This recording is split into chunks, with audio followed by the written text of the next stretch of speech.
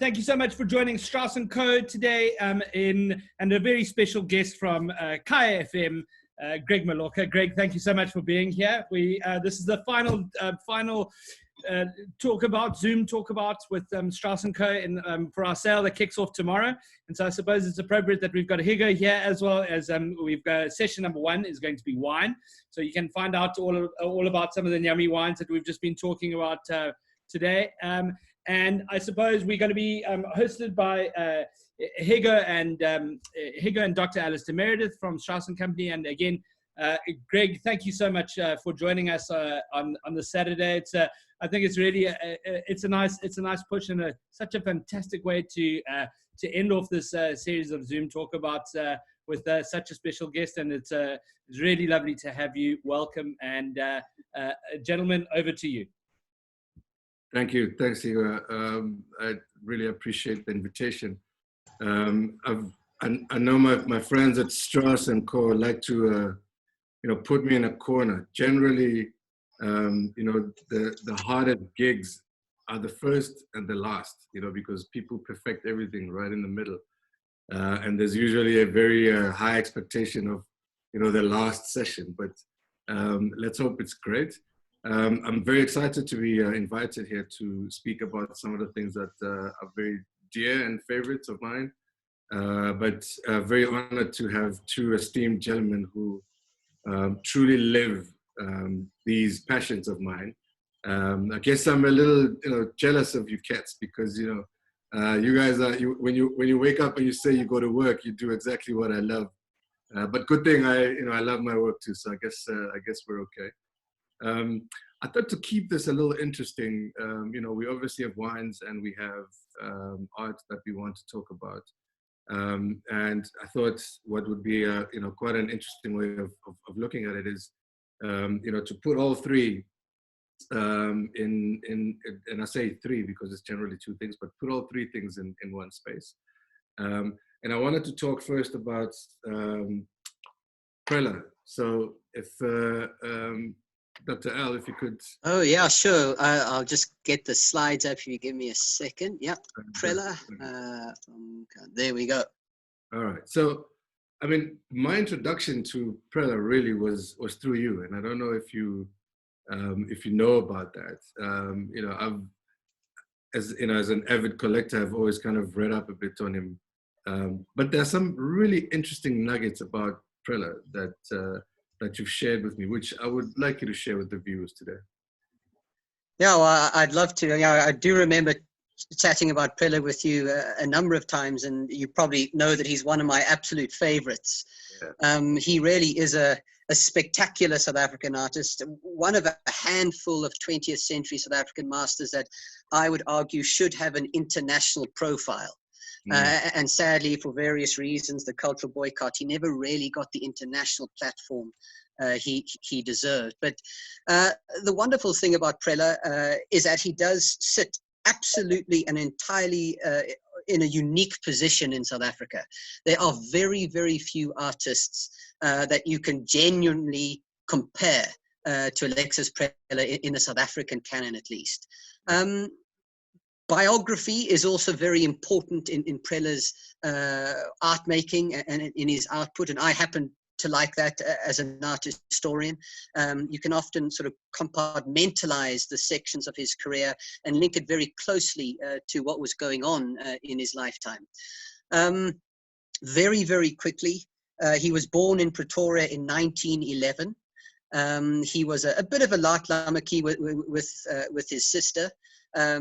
He was born into an Afrikaans-speaking family, yet he and his younger sister and his mum spoke English in the house, and he ended up speaking with sort of perfect received pronunciation. A very softly spoken man. He was a gay man in Pretoria, very private but openly gay. And of course, to be a gay man in mid-century Pretoria was enormously brave and I suppose enormously unusual. He did a huge amount of traveling, which always informed his art making.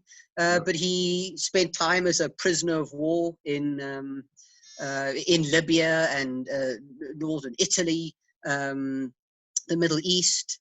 And despite being a pacifist, he was very much behind the war effort. He worked in the frontline medical tents in the South African Medical Corps. So he was in those frontline canvas tents in the middle of the night, trying his hardest alongside the doctors to patch up all these ruined bodies, both Allied and Axis soldiers. His work, I think, shows a very clear narrative, which is another thing that attracts me as an art historian. And whilst it's enormously complex, you can start to see his development, see his influences. So, for instance, after the war, a lot of the imagery he created was based on those experiences. You know, when he went to the Seychelles in 1948, 1949, you get a different sense of tropical Africa in his motifs. And similarly, later on in his career, when he spent time on the Mediterranean and in Greece in particular, there's a far more ancient mythological element into his art making.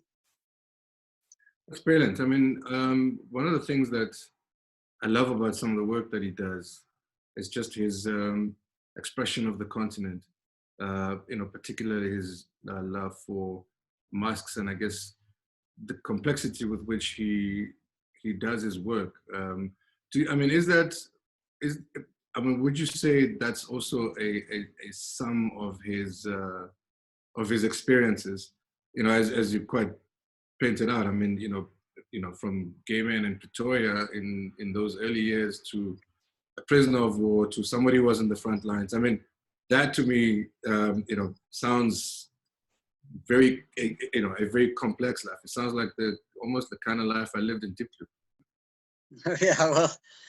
I mean, he was absolutely besotted with the idea of Africa, and of course, his idea of Africa, would be very different to maybe a modern day view. But he also was desperate, like Pierre Neef before him, to create an art that was distinctly African.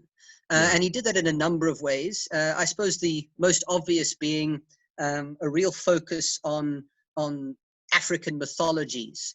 And he did a lot of studying, and of course, this work, the Kraal, which is in our sale, shows that kind of influence.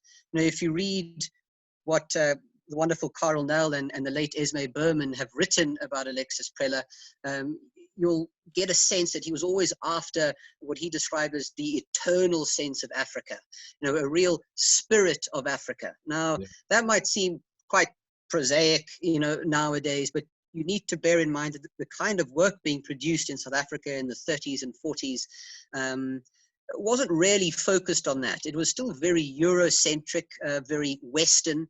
It was closely related to naturalistic interpretation, and also, I suppose, Impressionism and Post-Impressionism. It wasn't really looking at home as much as Alexis did. And we have this wonderful painting called the Kraal, which... Love this piece. Yeah, it's absolutely fantastic. And you can see very clearly here his enormous interest in the African. I mean, it's a beautiful painting, and I know my bank manager is not on social media, so I'm happy that he may not be seeing what I'm seeing here. But quite a beautiful piece.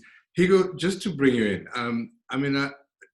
so when I looked at the wines and I looked at the creators behind the art, I thought, there'll be it would be interesting to look at, kind of parallels, if you like. So I sort of paralleled, Preller and his work to a Vilafonté. Tell me if my sense is there, and just purely from I suppose what goes into that juice, the character of it, You know, I know it's got very prominent, you know, black fruits to it. Quite a very strong, you know, Bordeaux expression, very bold, you know, much like Preller. Would you agree? Yeah, Greg, thanks very much. I'm relieved that Al is here, that you're not expecting me to draw the comparison and talk about Alexis Preller too much. I can just say I think that's a really beautiful painting, and that's I'll stop there. I think maybe a good way to compare or to draw a parallel there is what Al just said about the obsession with Africa. Yeah. This is a very interesting partnership. It's a cross-continental partnership, but it's a cross-continental partnership that's based on the belief of what can come out of Cape vineyards. And it's a real audacious, or there's real audacity and confidence to this belief, because right from the onset, and the partnership is between Mike Radcliffe, whose family was involved in setting up and establishing Warwick in Stellenbosch, yep. And then the power couple of Zelma Long and Phil Fries, who really have been instrumental in putting California on the map. I mean, a lot of Californians would say Zelma Long was one of the female pioneers of the Napa Valley and of the rest of California. Phil Fries was her husband. Phil Fries was involved for, I think, about almost 2 decades with the very well-known Robert Mondavi Winery, who's one of the luxury brand houses coming out of California. And they met, obviously, with, you know, Mike Radcliffe probably doesn't need much introduction. He's a real marketing guru, and just always had the confidence of thinking, you know, from the onset, when they launched Vilafonté in 2003, the price points were high, but that was based on their belief of what can be done with Cape Vineyards. At the time when they set up in the late 90s, I think 1996 or so it was established, there were still very few what we would now refer to as sort of luxury brands coming out of the Cape. It was only starting to take off to see international investment, and mostly the Cape was known, or Stellenbosch or SA Wines were known for making good bang for buck fruity wines, you know, that is nicely competitive for retail, that sort of imaging we had. And these sort of brands have really pulled us into a level where, and not just because of savvy marketing, but because of the, as you refer to it, the juice inside, you know, the quality of what's in the bottle. Yeah. So the Series M, it's the sibling of the Series C. They just do those two. They do a sort of a lesser, lower price point, but it's really about those two wines. It's the Series M and Series C. We've got 1 lot of Series C on, but you wanted to talk about the M. We're selling 2 lots of the Series M. One is from the producer. This 2005 is from a private client, and the 07 is from the producer. And, you know, as you can see, these price points, they're not cheap. They knocking on the 2,000 Rand a bottle. It's but they perfect provenance, great condition. As I said, 1 lot's coming straight from the grower, from the producer. And even though that's the sort of price point, it's still, we'll talk about 1 or 2 other wines later. That's in terms of the French counterparts. This is still a fraction of the price for similar sort of quality levels. So 2,000 Rand, if we look at the Petrus that we'll discuss later, that's still a great bargain here. But in the context of the 115 lots that we're selling tomorrow, this is, for the South African context at least, knocking on the higher end of the price points. But having said that, Vilafonté has done so well in establishing themselves that there's already, I think, 4 bids on each of these 2 lots of Series M. So yeah, they're super popular, the Vilafonté. It's a great commercial success.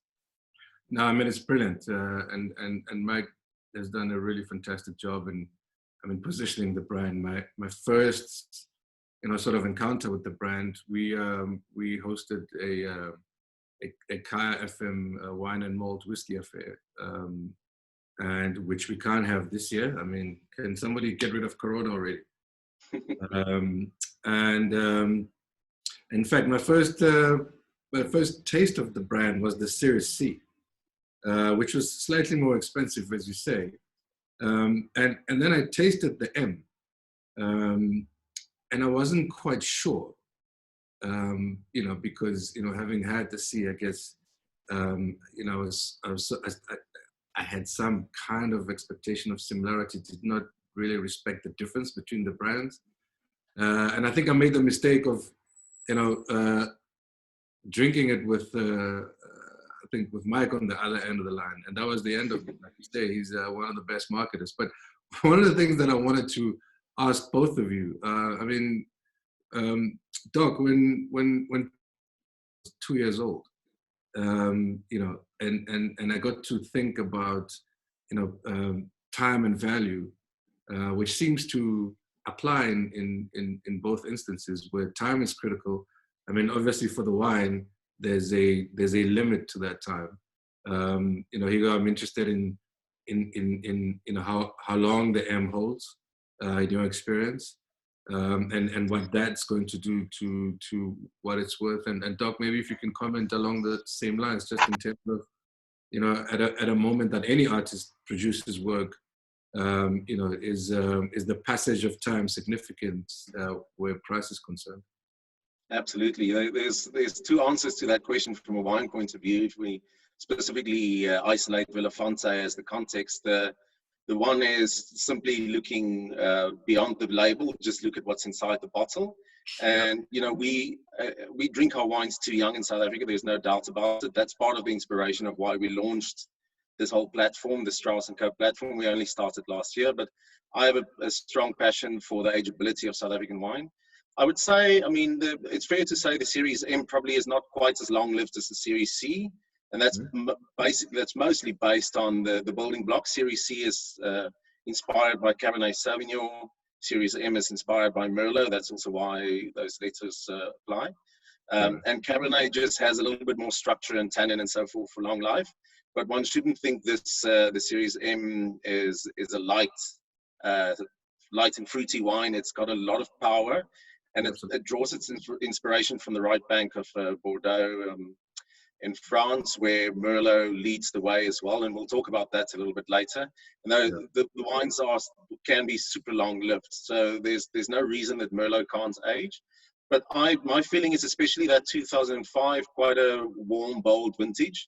I think that's probably peaking, so I wouldn't buy that as an investment to put away in the cellar. I would buy that to enjoy now. But it's certainly not a wine to buy just to look at. It's going to be fantastic. It's a wonderful wine. And then just secondly, quickly, the second part of my answer is how the wine appreciates. If you look at it purely from an investment point of view, Vilafonté has been one of the best appreciating wines, even though they started, like I mentioned earlier, quite audaciously high. It's appreciated a lot in price. So if you bought Vilafonté, these vintages on release, you would have done quite well in terms of return on investment. So both of those apply. It's time has done Vilafonté well, put it that way. Doug, passage of time? Yeah, well, I mean, the impact of time on an artist's career or market is a very interesting and complex question to try and answer. You know, I think the knee-jerk reaction is people tend to think, you know, that the further away from the artist's death one moves, the greater the value in that artist's work. It's not always the case. Of course, naturally, once an artist dies, the output is finalized. So there is a rarity element to collecting that particular artist. But of course, there are many instances when artists have entirely fallen out of favor.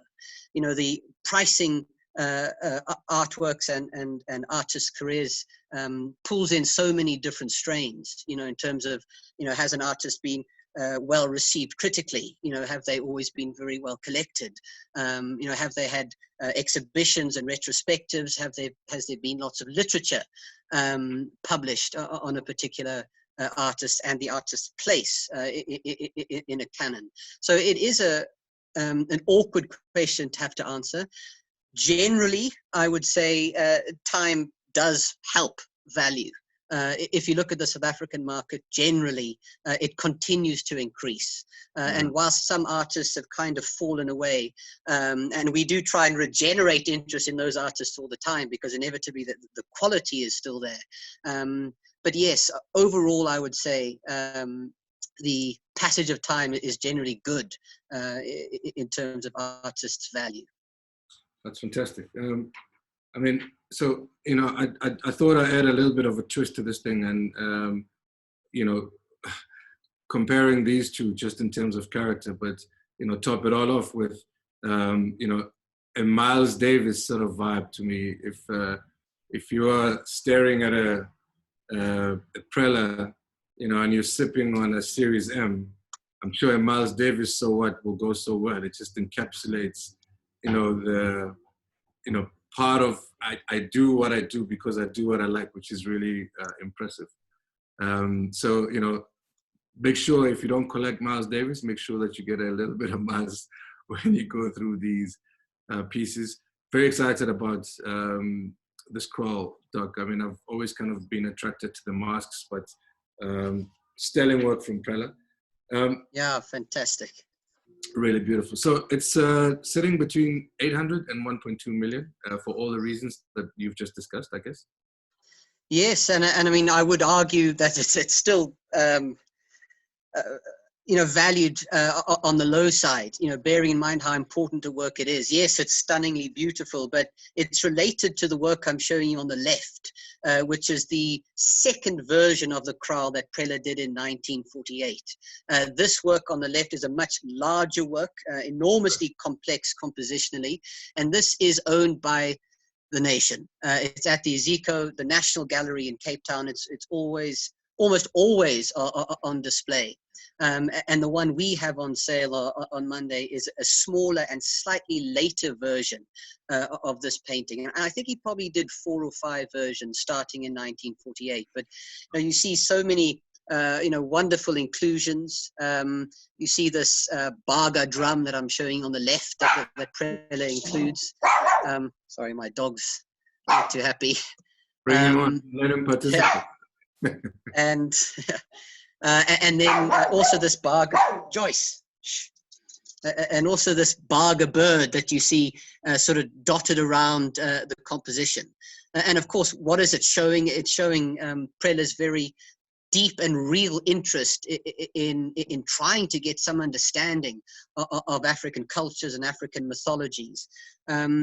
He is mainly spending time with the Ndebele tribes on the northern outskirts of Pretoria, and I had some images here from Constance Stewart, who was taking photographs in the area at the time. Yeah. So yes, he has a direct link, a direct source for so many of these things, but he's looking far wider into Central Africa and Western Africa too for inspiration. Of course, that's enormously complex in the sort of post-colonial world, but he's doing it absolutely innocently and with enormous respect and wonder.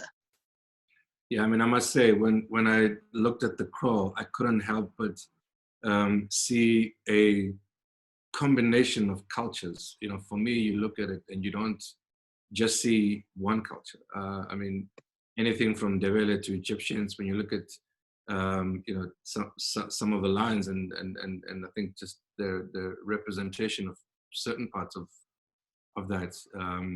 There's, you know, a little bit of you know, West African influence in the colors as well. It's just an incredible picture of the continent in one. You know, if we were a single village as a continent, I guess we would look something like this. Yeah, well, I mean, gee, I love that kind of metaphor. Yeah, I would agree with you. And there's still so many other, I suppose, universal elements in Preller's iconography. If you look, for instance, at this egg, sort of surrounded and protected by the kraal and this candle, you know, Preller loved the idea of protecting something fragile, you know, whether it was an embryonic egg or a flickering flame. You know, he loved this idea of, as I say, protecting and enclosing it. And he also conflated that idea with the idea of the artist's mind and the artist's imagination. Right. And I suppose that's just another whole tangent one could go on in terms of the complexity of a picture like this. But yeah, it's a really fantastic little work. It's a small work. And we always say that, you know, Preller packs an enormous punch on a small scale. And this is a great example. It's really brilliant. I'm going to move on to one of my other favorites, a man who's wanted to show South Africa, I guess, and the continent and the world, how life should have been lived day one. You have, Pioneer, who's generally does a lot of landscape, and I mean, there's a a discussion I often have with my friends around Pionier's work, which we can get to if we have time later. But Mr. Clark, who is Capetonian by birth, and probably again a storyteller. I mean, he's known as the chronicler. Why is that? Yeah, wow, Peter Clark, another absolutely fantastic South African icon, really. And you're absolutely right. He can be described as a chronicler, an artist who very much documented socio-political realities. He very much painted what was around him. And whilst his works often seem so very humble, they are sort of deeply imbued with sort of socio-political weight. And whilst they sometimes seem just on the surface, beautiful pictures, and they are, they always have that very serious undercurrent. And you're right, there are very few artists that chronicle and report on the 20th century in South Africa, certainly the last half of the 20th century in South Africa, like Peter Clark. The piece that I took interest in, The Harvesters. Yes. And I mean, before we get to that, these ones that you've just put up, because he was also a writer, correct? Like George Pemba. Yes, exactly. Yeah, I thought I'd just put these little 3 slides up. None of these are on the sale, but just to show that he was a printmaker, a painter, as well as a poet and a writer. There's a very famous multiple that he did, which is very much linked to Langston Hughes, the Hold Fast to Your Dreams. And he was a prolific letter writer himself. He, in 1955 and 1956, he corresponded directly with Langston Hughes in the US. And there's this wonderful quote that Langston writes back to Peter Clark, who was in Simonstown at the time. And Peter Clark had sent Langston some poetry and some short stories, as well as a few pictures. And Langston Hughes said that they're very pretty, but I don't think nearly as good as your short stories or your painting. So maybe there's no harm done if you don't go back to poetry. But very much a man of letters. A very widely read man, and an artist and a gentleman very, very much focused on social realities. But it would occur to me, Al, that we as a country woke up a bit late to his works. I mean, he's got quite an extensive career and all the exhibitions that he's pulled just outside of South Africa have been in some of the major cities around the world and have done really, really well.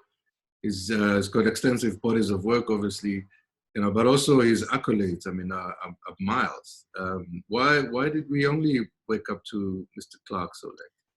Oh, very good question. I think he's one of a long list of underappreciated South African artists, but yes, one has to wonder why he didn't have a far greater following and a far greater respect when he was living and working. He had a very long career. He started off as a full-time painter in about 1956, and he died in 2012. And he was painting and sketching and drawing throughout those nearly 5 decades. And his body of work is astounding across so many media, as I say, printmaking, gouache, watercolor, oils, not to mention his writing. And thankfully, I suppose, he's been rediscovered, and his place in the sort of South African canon is very, very safe and secure. And that is starting to reflect in his prices. If you look at where his works were trading 5 or 10 years ago compared to what they're trading at now, you'll notice that enormous shift. And it's probably due to things like retrospectives. You know, there was a major retrospective on Peter Clarke's work, I think it was in 2011, and it was accompanied by a very important book on the artist. And I think that kind of event would have also, I suppose, brought his quality and his art making to a far greater South African audience. Mm-hmm. But yes, a magic artist, and we have I suppose a good number of really fantastic examples in this auction. There is quite a few. I mean, if you go to your first frame, Doc, where you had three, that one. Yeah. The one on the right. I mean, I was at your offices. I hugged it for quite a while. Oh, yeah. And what was interesting for me with this one was in fact, my partner and I asked each other questions. You know, are they coming or are they going? You know, are they arriving or are they leaving? What do you know about that? Yeah, good question. This is a fantastic work. We sold it in our sale, our Joburg sale in November last year. It's a work called The Red Road. And yes, it has that ambiguity.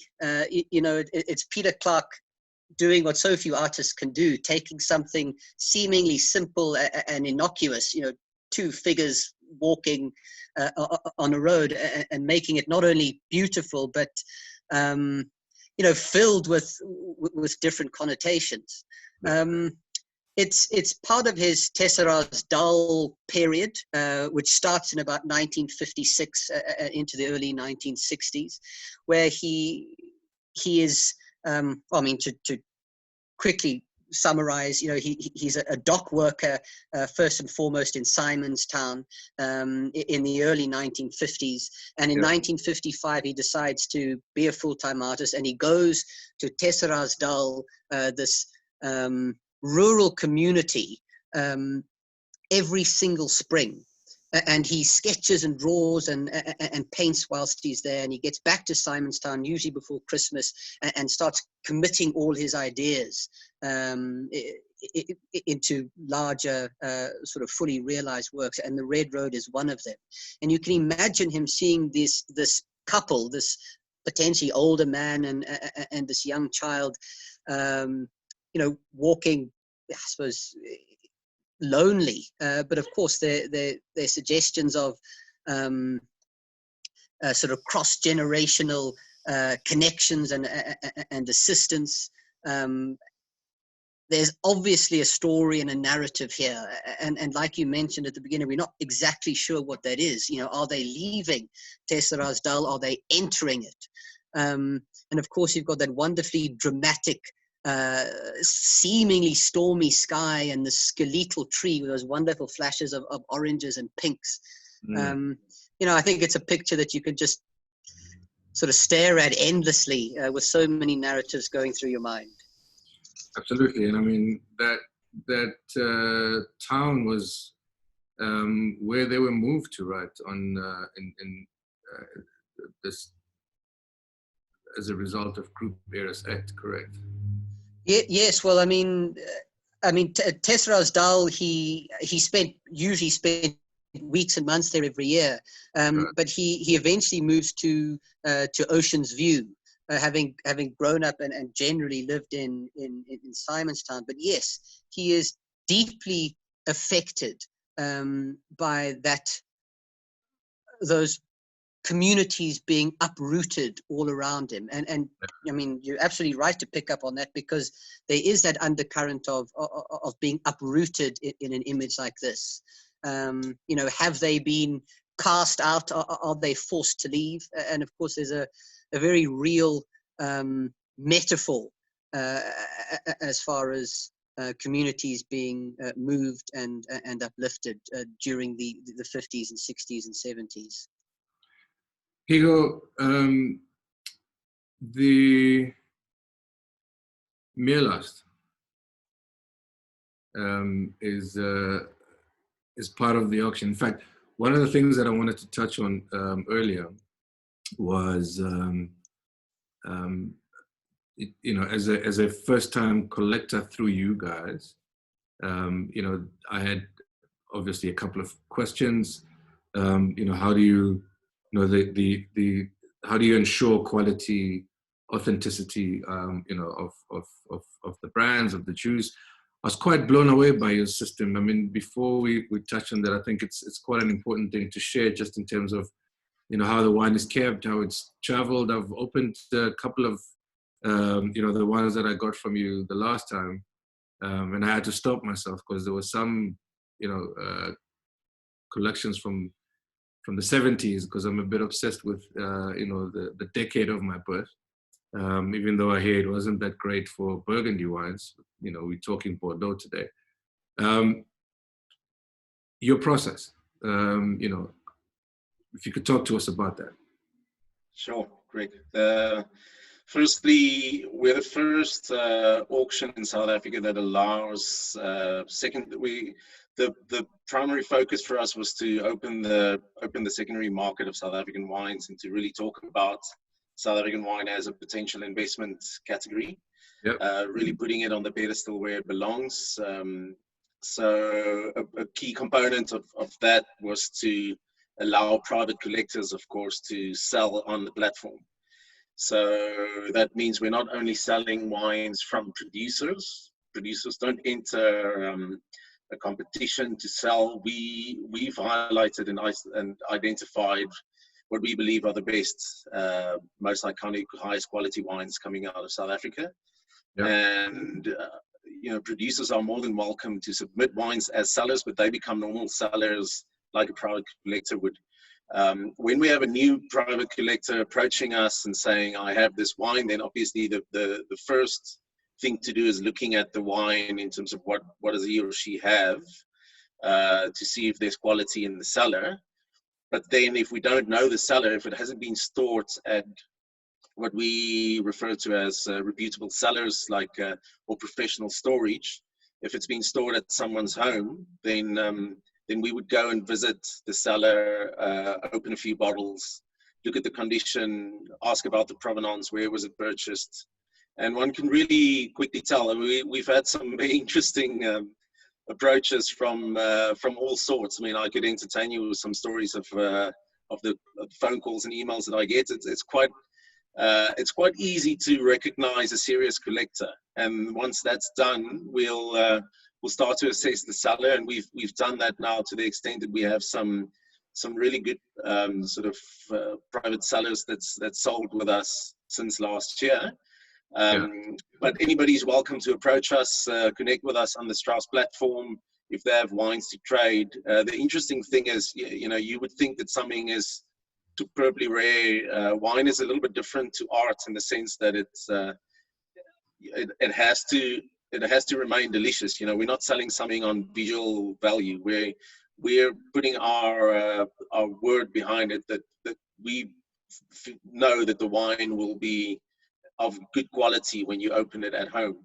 To the extent that if we're selling some really old wines, we've started a recorking program with some of the wines that we know the cork is not in a good condition, and we do that in partnership with the producers and with a major cork supplier in South Africa, with Amarim Corks. And it's just to make sure that there's a sense of almost a guarantee. Wine, unfortunately, you can't put a 100% guarantee behind. We can guarantee the provenance and we can guarantee that it's authentic, but you can't. There is unfortunately something like bottle faults, oxidation, TCA, corkage, these sort of things slip in. But we feel very confident with the lots that we put on Strauss sale, and they go through quite a meticulous selection process. That Shiraz Groot Constantia that I picked up from you is magnificent, best quality. So I have no doubts. Perhaps this Meerlust Merlot is also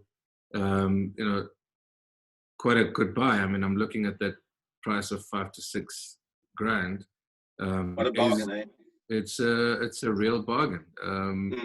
it's one of those very exciting things in the lot, which I think will create a lot of buzz and interest. It'll be interesting to see what happens with that tomorrow. Doug, back to you real quick, because I see time is also moving quite fast on our end. I want to pick up on Granddaddy Pemba. Oh yes, yeah. And I mean, again, so there's a couple of artists that I have promised myself to, as best as I can, collect, even if I have a little poem that they wrote, because some of these works are quite expensive and extensive. And George Pemba is one of those people. And one of my other obvious favorites is Gerard Sekoto. But the relationship between these two was quite interesting for me. In that it was Gerard actually that encouraged Pemba to move from watercolor to oils. And I mean, his watercolor work is extremely rare and very important, but those oils just took it to another level. Yeah, absolutely. And again, he's one of our real icons of 20th century painting. Again, had a very, very long career. There are fantastic watercolors dating to the late 1920s and early 1930s. And what he died in 2001, there are a huge number of works produced in the 70s, 80s, 90s. So he was enormously prolific. And I think, I suppose, just like in some cases, a lot of people pair Maggie and Irma Stern, others pair Sekoto and Pemba. And they did know each other, and they were very influential in each other's careers. And they met first, I think, in Cape Town in the early 1940s. And I've got a slide up here. Yeah. Pemba won a second bursary that allowed him to go and study in Cape Town with the man on the left. That's Maurice van Esch, the Belgian artist who arrived in the Cape in 1939, sort of via the Belgian Congo. But Sekoto and Pemba and John Mole, who's the gentleman on the right, they all meet really in Van Esch's studio and school. And very much riffed and played off each other. This is also very shortly before Sekoto goes into self-imposed exile in 1947, where he leaves South Africa and never returns, sadly. But Pemba remains and builds a remarkable output.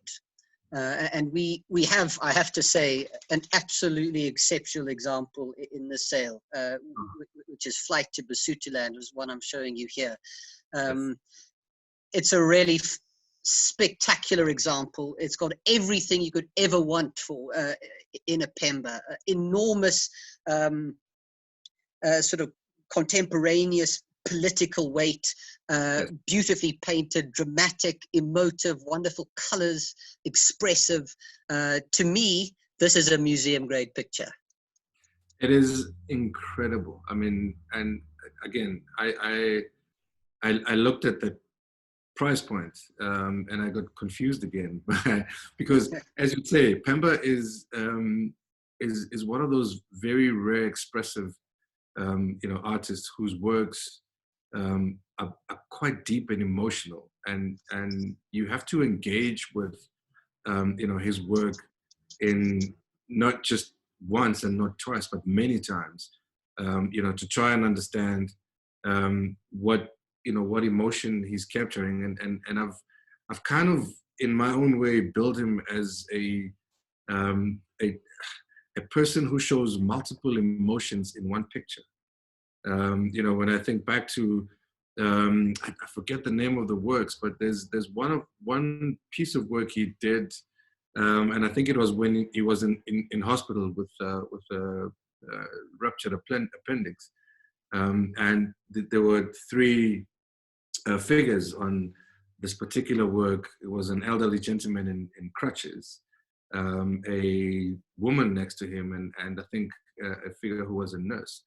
And just when you look at, if you've been to a hospital in a township or in a village, you almost feel like you are walking beside those people, because those images capture a very specific and very particular emotion, much like this picture here, Flight to Basotoland, and obviously a mother and her child who are on a journey that isn't perhaps a pleasant journey.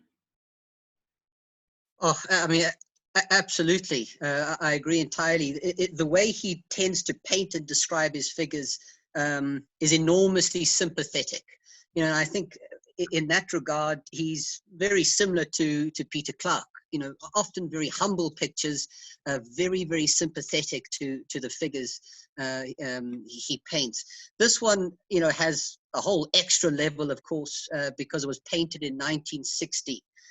Probably in the middle of that year, shortly after the Sharpeville massacre. I do have some images here. I suppose turn away if they are quite sort of hard hitting. But in a picture like this, of course, Pemba is reacting directly to this horror that he's witnessing in his own country and to his own people. And he's using this really religious story of the flight to Egypt in an African context. This mother literally heading for the hills, running away with her baby, trying to protect it as best she possibly can. And it's also wonderful that it feeds into an ancient tradition of art making, all the way to the 14th, 15th, 16th century. That he's tapping into with the flight from Egypt.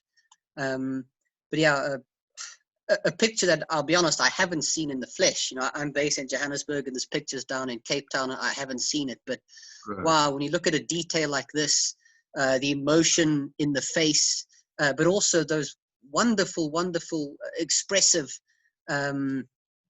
sort of colors in the background, yellows and pinks and oranges and purples and greens.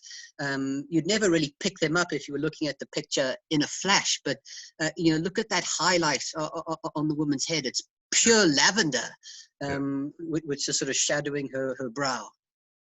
I mean, for me, a picture that also depicts a particular season, because one of the things I've picked up with Pemba is understanding how to express a season in a picture. And a lot of his seasons are pretty much the season that we're in, very autumny, kind of expressions. And I think being in autumn now and, just looking outside at the trees and coming back into this image and thinking back into a lot of his other works. And by the way, thanks to my friend, Mr. Bonke Shipalana, reminded me the name of that work. It's called At the Clinic. Okay, yes. Yes. Thanks for that, Bonke. And I mean, it's just really incredible how he captures seasons. Yeah, absolutely. I mean, in a detail like this, you get a sense of it. I think he was a truly remarkable painter. Just enormously expressive, free, and painting sort of instinctively. Not necessarily too disciplined or accurate, but very much painting on emotion. And I think you can get a sense of that so clearly in a detail like this and in a work like this. Amazing. And I still have to say that Pemba is enormously underrated and underappreciated and undervalued. And yes, he's a bit of a household name. But on the market, he doesn't make the kind of prices that, say, Sokoto makes. Yet I would argue he is absolutely just as important and in many cases as spectacular. In fact, I got reminded, one of my friends, we had a conversation about Pemba, and he grew up in the Eastern Cape. you know, he said, you know, we used to, you know, watch him paint as youngsters. And I mean, I can just imagine this Trico Thomas, who I'm talking about, is quite a huge fan of Pemba, collector of his works as well. And you know, having experienced him at work, perhaps, you know, another story we need to be encouraging about young people today, and just children being able to, you know, understand what's around them, and I guess, you know, they'll start to appreciate the value of time. I mean, these works are just very, very, very beautiful. Higgo, I mean, to me, this is Petra's style. This is Petra's level of work. This is, you know, Bordeaux at its best. Yeah, I like your other subtle theme in your three choices of the wine lots as well, Greg. You've picked three wines that all three are Merlot dominant. So there must be a love of the rounder, richer wines with you, the Miles Davis of wines. This Beatrice, I mean, I can't.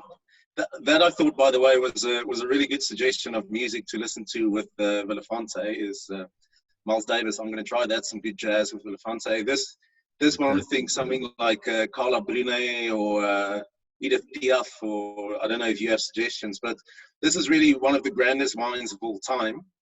That's why we only have one bottle on. You know, we're selling a remarkable list of wines. We're really proud of the selection. It's a collection of highlights wines, and it's mostly South African, but we've included a really nice cross-section of Bordeaux as well. And among them, there's some good value ones. This one is unashamedly, I mean, Petrus is one of the most luxurious wines in the world, one of the rarest, one of the most sought after, and therefore also one of the highest in price. If you look at where it comes from, Pomerol right bank is very different to the Medoc on the left bank. The Pomerol as total appellation size is only about 700 hectares. To put that into context, there's single wine producers in South Africa that are that size. So the whole of Pomerol, I mean, Petrus is tiny, so they don't produce that much every year. It's different to the Medoc Chateau. And you know, the 1989 is specifically particularly sought after. It's one of the top vintages of all time. Scored 100 points by Robert Parker himself, the big doyen of wine critics. I mean, he really made and broke some wines. So that score really dragged the price further upwards. Petrus, it's very seldom that you're able to buy older vintage of Petrus in South Africa. So it's only this one lot, single bottle, and it's 65 to 70 on estimate. There's no bids on this yet, so this is up for grabs. If the listeners would like something that would remind of what this appellation is and how the wines are from Pomerol, the sister property of Petrus, owned by the same producers, La Fleur Petrus, right next door. We're selling a 3-bottle lot of 2012. And just to put it into perspective how France works, this is literally next door. It's the other side of the fence. 3 bottles of it, okay, given that it's not as old, but the 3 bottles together is a tenth of the price of this 1 bottle of Petrus. So, but this is a remarkable wine. The power and the concentration. You spoke about time earlier. This wine is only getting into its drinking window, really, and some would say that it'll last as it will outlive us. You know, it's just one of those great wines of all time. It's a brilliant wine. 2 reasons I chose it. One was I had the pleasure of meeting the winemaker through one of my other friends, who's a big spoiler of mine, Michael Frijon. And I actually took him for lunch to Soweto. We had a few lunches, and one of our lunches was in my hood. And he was specifically looking for the Meerlust Merlot, because that happened to be his favorite South African wine, which was quite interesting. You know, just you know, a producer of such a fantastic brand, and what their choice, you know, in the South African context would be, I thought was really exciting. And I thought, you know, in the conversation where you were mentioning names like Pemba and, you know, Sikoto and all the other really amazing, you know, people, it was important to kind of make mention of this. And when you look at all of these things, I think for me, the important thing that I wanted to share out of this as we wrap up, gentlemen, is, you know, there were great people before us. And I think there's very little appreciation of, you know, some of the greatest human beings before us.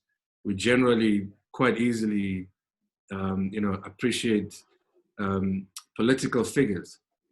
But, you know, if you think about a Peter Clark and a Hugh Masekela, these are storytellers, you know, of a different kind and of a different generation, really incredible, you know, national heroes that need to be recognized and hailed, you know, similarly to the likes of Preller and you know, everyone else that has really, that we've spoken about today. So last words, gentlemen, as we wrap up, looking forward to the auction tomorrow. I think I've changed a few things that I'm going to bet on because, you know, clearly having a conversation with you guys, you know, is a bit of a problem, but, you know, it's one that I have to live with. It's the friends I keep, I guess. But last words from you guys before we wrap up. Greg, thanks very much. I'll kick off there, Al, if you don't mind. I really appreciate this this comparison that you make with art and wine. You know, it's wine is.